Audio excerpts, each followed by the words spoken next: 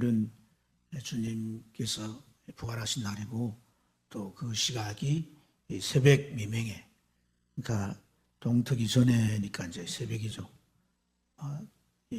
짙은 새벽에 주님은 무덤을 깨치시고 부활하셔서 밖으로 나오시게 되는데, 그러나 이 부활이라고 하는 것은 죽음의 과정 뒤에 있는 일인 거예요. 부활 앞에 죽음의 과정이 반드시 있는데, 그냥 죽음이 아니라 십자가에서 죄를 해결하시고 하나님과 단절된 모든 관계를 회복해 하시는 그 엄청난 일을 이제 그 이루신 이후에 죽으시고 또한 부활하신 것이에요. 그래서 우리가 부활을 생각할 때는 정말 이 죽음의 의미가 더 깊이 묵상되고 이해돼야 그 부활이 빛이 나게 되는 거예요. 부활이 값진 것이 되고 또 이 부활이 우리에게 참 영원한 소망이 되며 또 이 땅 위에 사는 동안도 우리가 그 부활의 신앙으로 살아가게 되는 것인 줄로 믿습니다. 그래서 오늘 이 십자가의 의미를 다시 한번 더 묵상하고 또 이 속에 정말 우리가 지금의 신앙생활 속에서 정말 적용하며 또 우리 삶에 이루어져야 할 중요한 이 진리가 이 속에 담겨 있는데, 이걸 좀 우리가 나누면서 또 같이 공감하고 은혜 받기를 원합니다. 예수님께서 목요일 날 이제 그 제자들과 만찬을 나누시고, 이제 구약 시대는 유월절 만찬이지만 예수님이 이제 제자들과 나누신 그 주의 만찬이고, 그 유월절 만찬이 이제 다 이루어졌어요. 주의 만찬은 그 이후부터 계속되는 줄로 믿습니다. 오늘 우리가 이제 주일 예배 때 주의 만찬을 나누는데, 이 주의 만찬을 나누시고 제자들이 이제 발도 씻으시고 그리고 참여하며 동산에 올라가셔서 기도하실 때에 기도가 끝마친 무렵에 가룟 유다가 일구 온 대제사장의 군병들에서 이제 체포가 되고 붙잡혀 가는 거거든요. 그래서 밤새 온갖 수모와 또 모욕을 받으면서 대제사장들이 이제 예수님을 고초를 겪게 하죠. 그리고 새벽같이 이제 유월절이 진행이 되기 때문에 그들은 그 절기를 위해서 빨리 처리를 하려고 새벽같이 예수님을 그 로마 관청, 그러니까 총독부 공간으로 이제 이송시키는 거예요. 예수님이 그러니까 이제 한 9시쯤인데, 우리 시간 9시쯤인데, 그때 예수님께서 이 로마 관청의 총독부의 모든 이 공무원들이 문 열자마자 이제 주님 바로 재판을 받는 겁니다. 주님 재판을 이제 받으시는데, 빌라도가 헤로데에게 보냈다가 또 예수님을 다시 로마 관청으로 오게 해서 이제 완전히 재판이 이루어지고 사형언들을 내려서 십자가를 지게 하고, 채찍을 먼저 채찍질하고 십자가를 지게 해서 골고다까지 갔는데, 골고다란 말은 해골이라는 말이에요. 그러니까 그 공개 처형 장소인 거예요. 그래서 골고다 그 절벽 아래는 이제 그 지신들 불태우고 하는 그런 곳이에요. 그래서 그곳을 이제 이 스올 또는 게헨나라고 부르는 거예요. 지옥 같은 곳이다. 그러니까 그 밑에는 해골이 아주 수두룩하게 있는 거예요. 근데 그곳에 가서 두 죄인과 함께 주님이 십자가에 매달리시는데, 온몸에 이미 채찍을 맞아가지고 다 살이 찢어졌어요. 그리고 십자가를 지고 주님은 이 골고다에 오셨는데, 머리에는 가시관을 쓰셔서 얼굴에 피가 아주 흘러내려서 온통 얼굴은 빛이 되어 있어요. 그리고 이 십자가에 핀 채로 못을 박는 거예요. 큰 대못을 막는데, 이제 뭐 고정에 의하면 여기다가 박았다 그래요. 손목에다가. 그래야 뼈가 끌려서 찢어지지 않도록. 예수님이 손바닥에 이제 뭐 맞은 걸로 되어 있지만, 그러게 하면 찢어져 가지고 그 뼈 사이로 이제 찢어져서 살이 찢어져서 이렇게 딱 붙잡아주는 구실을 못하는 거예요. 그러니까 이 뼈에다가 못을 박는 게 얼마나 고통스럽겠어요. 벌써 혼절을 수없이 하는 거예요. 양쪽 양손 양발을 다 하니까. 발은 이제 포개가지고 그렇게 못질라는 거예요. 참 엄청난 고통이죠. 사람이 겪어보지 못한 고통을 주님은 십자가 위에서 겪는 거예요. 그리고 매달아 놓고서는 온갖 말로 저주하고 참 비웃고 모욕을 주는데 그 십자가에 이렇게 벌거벗긴 채로 매달려서 수치스러운 모습으로 목욕을 다 당하는데 그런 말을 한 거예요. 그게 군병들이 네가 유대인 왕이냐? 그럼 너를 구원해봐라. 또 옆에 있는 강도들도 예수님을 향해서 네가 그리스도냐? 그러면 너도 구원하고 우리도 한번 구원해봐. 많은 사람들이 네가 정말 구원자면 너부터 구원해봐. 이런 모욕의 말을 하는 거죠. 그러니까 예수님은 공생애를 통해서 많은 사람들의 병을 고치시고 또 그들을 구원하시는 일들을 많이 하셨잖아요. 그러니까 너가 지금 네 처지가 이 처행을 당하고 결국 죽을 것인데 너부터 구원해서 네가 그리스도임을 만왕의 왕됨을 증명해 보라는 그런 말로 예수님을 아주 이제 지옥 중에 큰 지옥을 주는 거예요. 이렇게 주님이 이제 참 지옥을 받으시는데 제사장이나 또 이 군병들이나 장도들이나 그 군중들은 다 욕을 하고 침을 뱉으며 저주를 하면서 모욕을 하는 거죠. 이런 모든 상황, 주님이 육체적인 아주 처절한 고통을 받을 뿐 아니라 정신적으로 또 나중에 이제 하나님이여 어찌 나를 버리시나이까 그렇게 주님이 기도하시잖아요. 그러니까 주님은 몸이나 정신이나 육체나 모든 것이 그야말로 최악의 상태에 떨어진 바닥이 아니라 저 지옥 밑까지 떨어지는 이 엄청난 고통을 받으신 그런 것을 가해야 하는 자들을 두고 주님께서 어떻게 이 34절 말씀에 아버지여 저들의 죄를 사하여 주옵소서 그렇게 말합니다. 우리 같이 한번 읽어보겠습니다. 예수께서 이르시되 아버지 저들의 죄를 사하여 주옵소서 자기들이 하는 것을 알지 못합니다. 그러니까 주님께서 저들을 용서해 달라고 주님이 이미 용서하셨어요. 그러니까 주님은 십자가에서 이 엄청난 것을 이미 겟세마네 동산에 기도하면서 그 마음으로 이미 그것을 감당해 냈어요. 그러니까 실제적으로 그 십자가를 지시는 현장에서는 주님이 그것을 두려워하거나 그것에 대한 공포감에 질려가 어쩔 줄 모르거나 그러지 않는 거예요. 다 받아들이는 거예요. 내가 이걸 다 받아들임으로 모든 사람의 죄가 해결된다는 거예요. 그리고 이 죄가 해결될 뿐 아니라 하나님과의 그 불화한 관계가 회복되고 이들을 저 지옥불에서 구원하는 이 구원을 이루고 뿐만 아니라 하나님의 영원한 나라 백성이 되게 하는 일을 이룰 수 있기 때문에 오직 나만이 사명을 감당할 수 있기 때문에 이 고귀한 가치를 다시금 자기 마음에 재부여받으면서 이걸 아주 주님은 기쁨으로 감당하신단 말이에요. 주님이 십자가를 기쁨으로 받으셨다고 그래요. 기쁨으로. 그러니까 다 받으셨어요. 그러니까 주님은 이들을 향해서 다 용서하시는 거예요. 이미 용서하시고 또 하나님 앞에 중보하신 거거든요. 내가 이미 다 저들을 용서했습니다. 그 모든 고난과 그 엄청난 고통을 받으시는 건 정작 장본인이잖아요. 그렇지 않습니까? 이걸 다 지금 받아서 자기 몸으로 다 수용하고 다 흡수하고 다 그것을 하나도 빠뜨리고 다 주님이 그 몸으로 받아 감내하면서 용서하시는 거예요. 용서하실 뿐 아니라 하나님 앞에 중보하시면서 저들의 죄를 용서해 주옵소서. 저들이 안다면 이게 무슨 일인지 안다면 저렇게 하겠습니까? 몰라서 저렇게 합니다. 안다면 어떤 문제입니까 이게?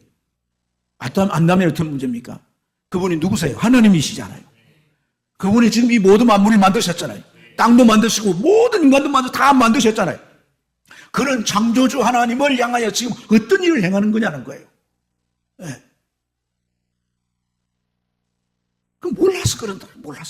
몰라서 그러는 이들을 주님은 아버지여 용서해 주시옵소서. 이렇게 주님께서 기도하신 거거든요.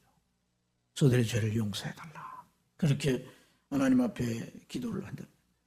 근데 우리가 자칫 이 의미를 제대로 이해하지 못하면 엉뚱해질 수 있는 거예요. 그게 무슨 말이냐면 지금 예수님을 이렇게 모욕하고 늘 구원해봐 이렇게 비웃고 막 온갖 침을 뱉고 저주하고 또 실질적으로 육체는 엄청난 고통을 가하잖아요. 채찍을 치고 머리에 가시관을 씌우고 또 어떻게 합니까? 그 못을 이 받고 나중에 매달아 창을 이렇게 찔러서 물과 피를 다 쏟게 하는 이들이 누구란 얘기예요. 이들이. 주님은 누굴 보고 용서해달라는 거예요? 누굴 용서해달라는 거예요? 누구를 용서받게 해달라는 거예요? 이 로마 군병이에요? 제사장이고 또 종교 지도자들이며 예수님의 등 돌린 그런 군중들이에요? 그렇지 않아요. 누구 죄 때문에? 누구 죄 때문에? 나의 죄 때문이잖아요. 내가 지금 주님을 이렇게 하는 거잖아요. 그러니까 여러분 이 십자가라고 하는 것에 대해서 우리가 죄 용서, 죄삼 이렇게 말을 합니다.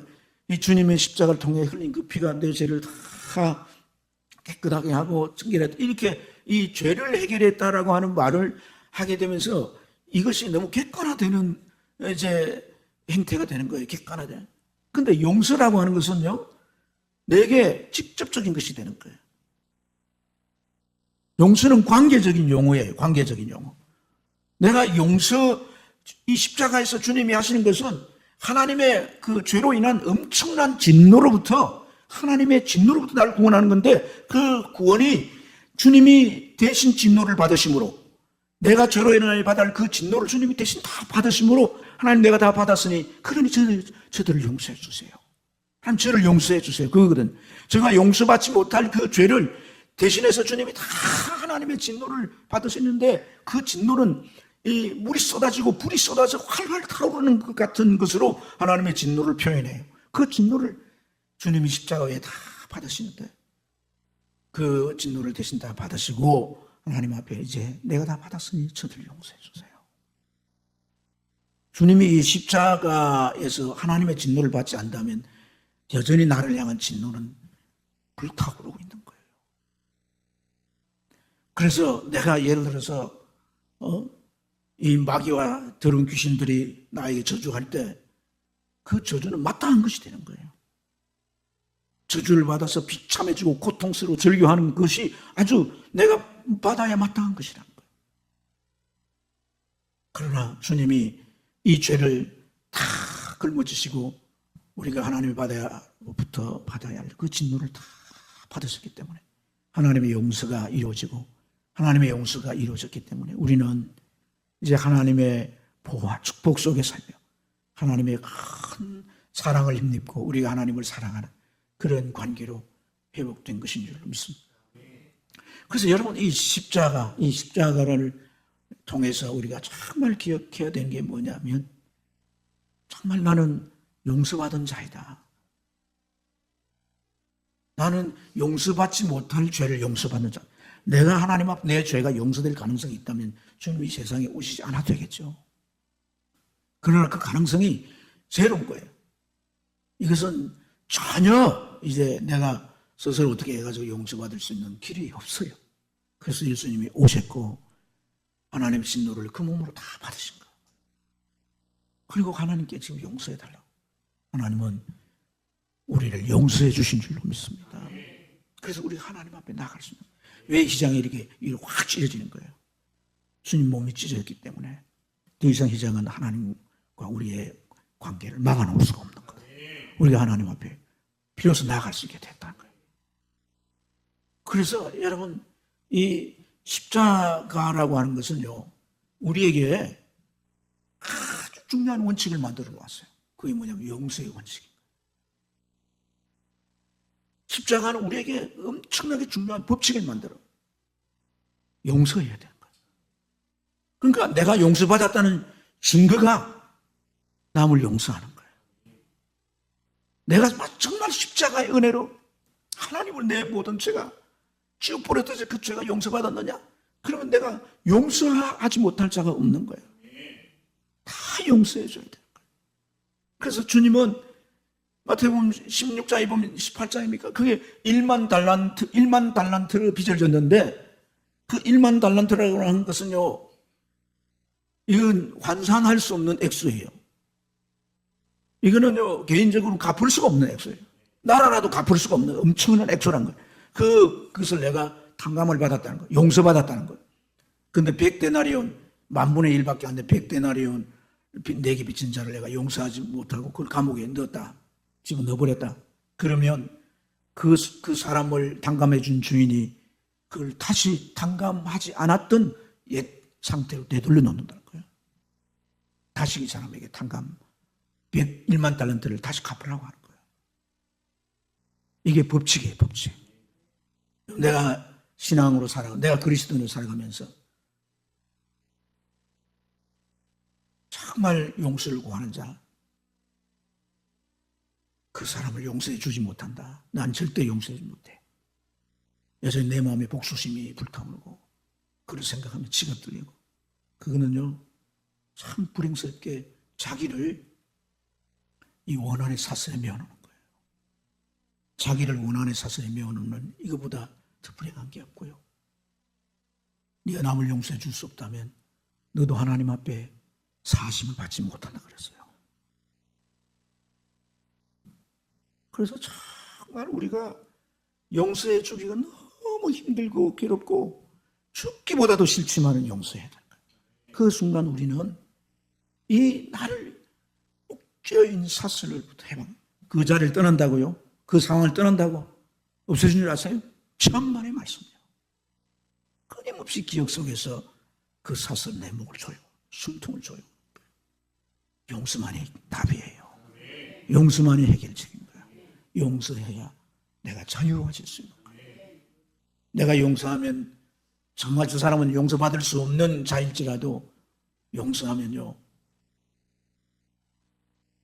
머리 위에다가 숯불을 얹어 놓는 것, 숯불을 머리에 얹어 놓는 것은요 무슨 복수심의 또 다른 표현이 아니라 그 사람으로 하여금 양심의 강력한 가책을 받게 하고 그 사람이 하나님 앞에서 자기 죄를 깨닫고 돌이키도록 하는, 그래서 모든 관계를 정말 새롭게 하는 거예요.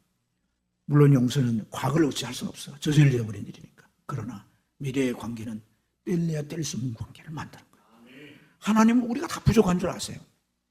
우리가 누구에게는 상처를 줄 수 있고 누구에게는 해를 끼칠 수가 있는 존재. 나는 안 그래? 천만의 말씀이에요. 나는 성품 좋고 나는 아주 온유하기도 하고 나는 말도 조심하고 모든 걸 막 그러니까 나는 다른 사람에게 해를 끼치지, 착각하지 마세요. 다 나는 가해자예요. 적든 크든 나는 누구인가 가해를 입히고 사는 거예요. 나는 절대 그렇지 않았다는데 상처받았다는데 어떡할 거야. 네. 그러니까 여러분, 우리가 용서하지 않고는, 우리가 부족하고 한계가 있는 중에 용서하지 않고는 우리가 절대로 우리는 이 관계를 만들어갈 수 없어요. 특별히 가족의 관계, 이 가까운 관계. 이 용서를 하지 못하면 동맥경화에 걸리는 거예요. 동맥경화 뭐예요? 딱 막혀서 피가 안 통하는 거예요. 그럼 뭐예요? 여기 막혔다, 여기 죽는 거예요. 여기부터 막혔다, 여기 다 죽는 거예요. 다 죽는 거예요. 관계가 죽는 거예요. 여러분, 내가 이 문제를 용서 못하면요, 다른 데 가서 용서할 줄 알아서 사탄이 딱 그걸 잡고 우리 안에 적개심과 분노와 복수심이 늘 우리 안에 활개를 치도록 해가지고 어떤 관계든 적이 되고 어떤 관계든 분노하면서 대적하고 우리가 삶은요 파괴적인 삶이 돼서 늘 폭탄처럼 폭발하고, 이게 사탄의 노림수인 거예요. 여러분, 그래서 여러분, 하나님께서 사랑이 세 계명을 주신 것인데 사랑은 용서인 거예요. 예.